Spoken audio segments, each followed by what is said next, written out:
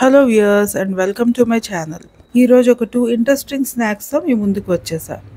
Bread cutlets and aloo bonda. లోపల stuffing అయితే రెండిటికి ఒకటే, పైన లేయర్ ఒకటే చేంజ్ అంతే. బట్ చాలా బాగుంటాయి, రెండు టేస్టీగా ఉంటాయి.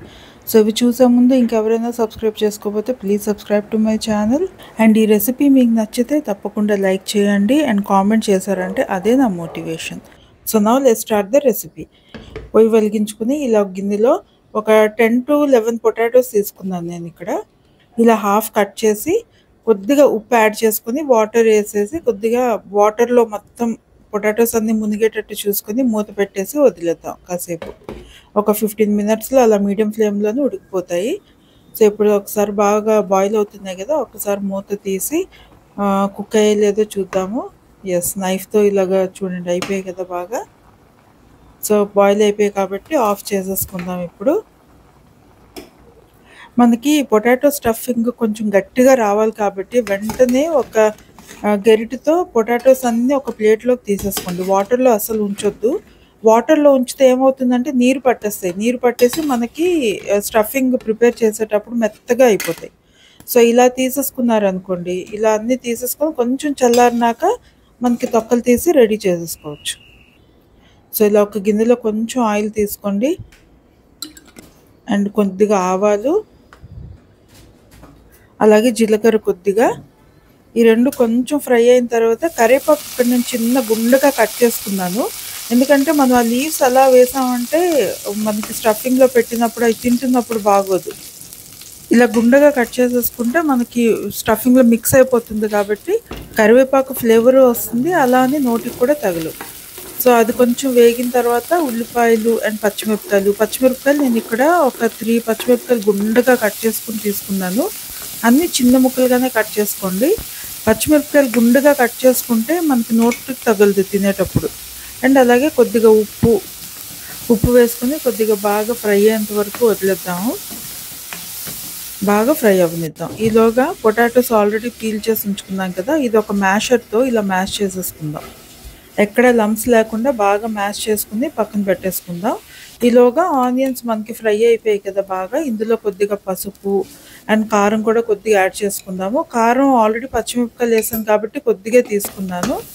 ఇది బాగా కొంచెం ఆయిల్లోని ఫ్రై అయ్యేటట్టు ఫ్రై చేసుకున్నాక అప్పుడు ఈ ఆల్రెడీ మ్యాష్ చేసి ఉంచాం కదా ఈ పొటాటో ఇందులో యాడ్ చేసేద్దాం. యాడ్ చేసుకుని బాగా మిక్స్ చేసుకోవాలి. ఇది మిక్స్ చేసుకునేటప్పుడు కొద్దిగా ఓపిక ఉండాలి, ఎందుకంటే పొటాటో మ్యాష్ చేసాం కదా కొంచెం గట్టిగానే ఉంటుంది. సో అది బాగా మిక్స్ చేసుకోవాలన్నమాట ఆ మసాలాతో. ఇందులో ఇంకేమీ మసాలాలు వేయక్కర్లేదు. ఎవరికైనా కొంచెం పులుపు నచ్చిన వాళ్ళు ఉంటే కొంచెం ఆమ్చూర్ పౌడర్ వేసుకోవచ్చు. అలాగే నేను ఇక్కడ ఓన్లీ పొటాటో కట్లెట్స్ చేస్తున్నాను కాబట్టి ఓన్లీ దుంపలే తీసుకున్నా. అది కాకుండా వెజిటబుల్ కట్లెట్ చేసుకున్నారనుకోండి, ఇందులో బీన్స్ యాడ్ చేసుకోవచ్చు, క్యారెట్స్, పీస్ ఇవన్నీ గుండగా కట్ చేసుకుని మీరు యాడ్ చేసుకోవచ్చు. వెజిటబుల్ కట్లెట్స్ అయిపోతుంది అది. సో ఇప్పుడు అన్నీ ఇలా బాగా కలిపేసుకున్నాం కదా, ఇలా బాగా కలిపేసుకుని ఇలా రెడీ అయిన తర్వాత కాసేపు ఒక 5 to 10 మినిట్స్ ఒకసారి ఇలాగ పొయ్యి మీద ఉంచి తర్వాత ఆఫ్ చేసేసుకోండి. అండ్ లాస్ట్లో గార్నిష్ విత్ కొరియాండర్ లీవ్స్ వేసుకొని బాగా మిక్స్ చేసేసుకొని రెడీ చేసేసుకుందాం స్టఫింగ్. అంతే, ఇంకా స్టఫింగ్ మనకి రెడీ అయిపోయింది.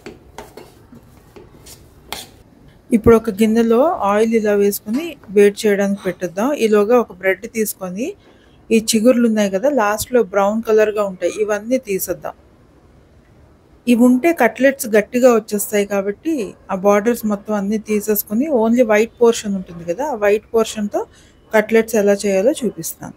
వీలైతే మీరు కొంచెం థిక్గా ఉండే బ్రెడ్ తీసుకోండి. థిక్గా ఉండే బ్రెడ్ అయితే మనకి బాగా వస్తాయి కట్లెట్స్. ఇలా 4 వైపులా తీసుకొని ఇప్పుడు ఈ బ్రెడ్ని కొద్దిగా వాటర్ ఒక ప్లేట్లో తీసుకొని జస్ట్ డిప్ చేయండి అంతే. అలా డిప్ చేసిన తర్వాత మొత్తం వాటర్ అంతా మళ్ళీ 2 చేతుల మధ్యలో పెట్టుకొని మొత్తం తీసేయండి వాటర్ అంతా. తీసేసినాక ఇప్పుడు మనం స్టఫింగ్ ఆల్రెడీ ప్రిపేర్ చేసుకున్నాం కదా, అది ఓవల్ షేప్లో ఇలాగ మనం చేసుకొని అది ఇందులో పెట్టి మొత్తం ఇలా కవర్ చేసేయాలి. అంతా ఇలా కవర్ చేసుకొని ఒక్కొక్కటి అన్నీ ఇలాగ అన్నీ ప్రిపేర్ చేసేసుకొని ఫస్ట్ రెడీ చేసేసుకొని ఉంచేసుకుందాం.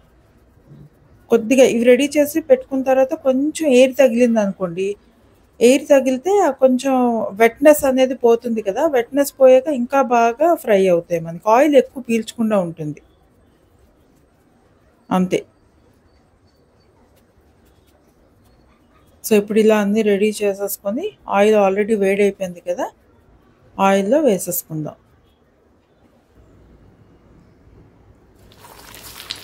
ఆయిల్‌లో వేసుకున్నప్పుడు ప్రాక్టీస్ ఉన్నవాళ్ళైతే ఇలా వేసుకోండి. లేదు అంటే గరిటెలో పెట్టుకొని ఒక కట్లెట్టు ఆ గరిటెతో అలాగ ఆయిల్‌లో వదలండి. అలవాటు లేని వాళ్ళైతే మాత్రం తుల్లిపోతుంది పైకి. అందుకోసమని అలవాటు ఉన్నవాళ్ళు నెమ్మదిగా వేసుకోవచ్చు. లేదు అంటే గరిటెతోనే యూజ్ చేయండి. ఇవి చాలా ఫాస్ట్‌గా అయిపోతాయి. చూసారు కదా! ఎంత బ్రౌన్‌గా ఎంత మంచి కలర్ వచ్చిందో. ఇప్పుడు ఒక టిష్యూ పేపర్‌లో ఇవన్నీ తీసేసుకుందాం. చాలా ఫాస్ట్‌గా అయిపోతాయి ఇవి. అసలు టైం ఎక్కువ పట్టదు. ఇలా వేయగానే వెంటనే ఒక్క 2 మినిట్స్‌లోనే ఫ్రై అయిపోతాయి మొత్తం. కానీ చాలా క్రిస్పీగా చాలా వస్తాయి. ఇప్పుడు చూడండి ఒకటి చూపిస్తున్నాను. సౌండ్ చూసారా ఎంత క్రిస్పీగా. బయటంతా క్రిస్పీగా లోపల సాఫ్ట్‌గా చాలా బావుంటాయి. సాస్‌తో ఇలా తినేటివే. సో, నెక్స్ట్ సేమ్ స్టఫింగ్‌తో ఆలు బోండా ప్రిపరేషన్ చూసేద్దాం.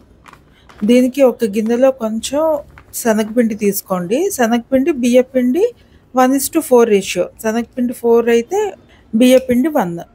అండ్ అలాగే ఇందులో ఉప్పు, పసుపు, కొద్దిగా కారం ఇవన్నీ యాడ్ చేసుకుందాము. కారం ఎక్కువ వేయట్లేదు. కొద్దిగానే వేశాను.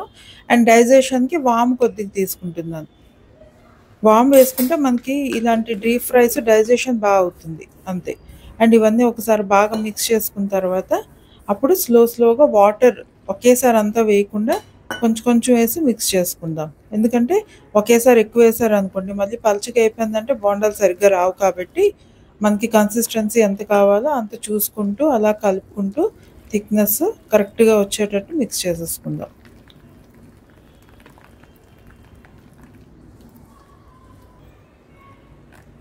సో, ఇంకా కొద్దిగా వాటర్ తీసుకున్నాను. సో, ఈ కన్సిస్టెన్సీ వస్తే సరిపోతుంది. ఇప్పుడు సేమ్ అదే స్టఫింగ్ రౌండ్‌గా చేసుకొని బాల్స్‌లా ఇందులో ఇలా వేసేసుకుందాము. వేసుకొని అదే ఆయిల్‌లో మళ్ళీ కొంచెం ఇలాగ 4 వైపులా బాగా రొటేట్ చేసుకొని ఆయిల్‌లో వేసేసుకుందాం ఇలా. ఇవి నార్మల్‌గా ఇలా కూడా తింటే బావుంటుంది. అలా కాకుండా ముంబై ఫేమస్ రెసిపీ ఉంది కదా! వడా పావ్ మనందరికీ తెలిసిందే. అది కూడా దీంతో ప్రిపేర్ చేసుకోవచ్చు. ఇవి సేమ్ బన్స్ మధ్యలో కొద్దిగా ఇలా మ్యాష్ చేసి పెట్టేసుకొని పైనుంచి కొద్దిగా మనకి చాట్ మసాలా అవన్నీ వేసుకొని వడా పావ్‌లా కూడా తినొచ్చు బావుంటుంది.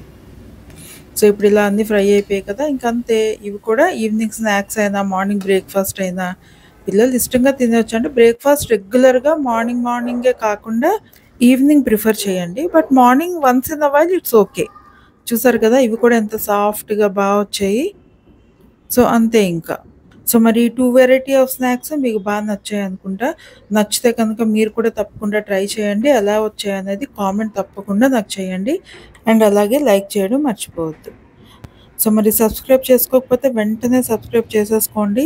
To watch more and more interesting recipes like this. So, until my next video take care of yourself. This is Usha signing off now. By.